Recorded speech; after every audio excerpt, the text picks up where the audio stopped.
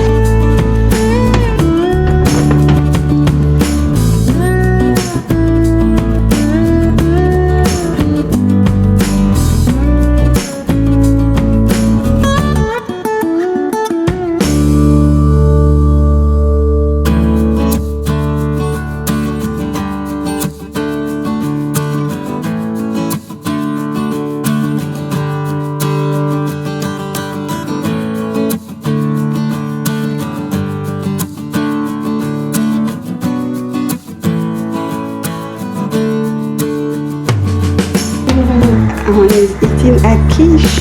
How does it taste? It tastes good. It tastes good.